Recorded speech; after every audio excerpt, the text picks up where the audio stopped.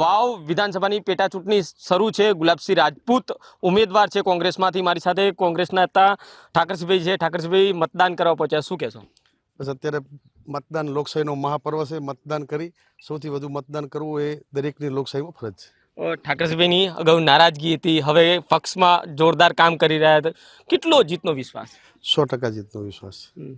કઈ રીતે મતદાન શરૂ છે હમણાં? મતદાન તમે હમણાં જોશો, લાઈનો લાગેલી છે દરેક જગ્યાએ। આપ દરેક ગામોમાંથી આવશો, મતદાન લોકશાહીના પર્વમાં લોકો ઉત્સાહથી લોકશાહીના પર્વને ઉજવી રહ્યા છે। પાર્ટીના ઉમેદવાર જીતે તો કેવા કામો થશે સરહદી વિસ્તારમાં? દરેક વિકાસના કામો, ખેડૂતોના, ઓબીસીના, એસસીના દરેકના વિકાસની પ્રશ્નોની જે મુસીબતો છે એના માટેની વાચાવવું પડશે। બિલકુલ, તો આ હતા ઠાકરસિંહભાઈ, જે નારાજગી દૂર થયા બાદ પક્ષ માટે કામ કર્યું છે અને હવે મતદાન કરવા પહોંચ્યા છે।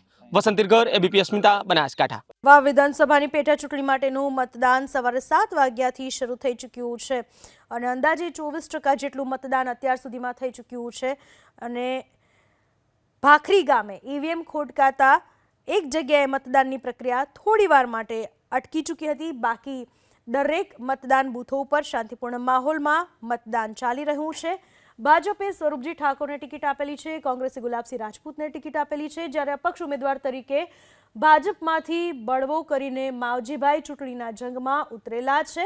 તમામ ઉમેદવારોએ પણ પૂરતો પ્રયાસ કરેલો છે અને એ જ રીતે મતદારોમાં પણ ઉત્સાહ જોવા મળી રહ્યો છે। વાવ વિધાનસભાની પેટા ચૂંટણીની વાત કરવામાં આવે તો લોકસભાની ચૂંટણી કરતાં પણ રસાકસી ભર્યો માહોલ વાવ વિધાનસભાની પેટા ચૂંટણીમાં જોવા મળી રહ્યો છે।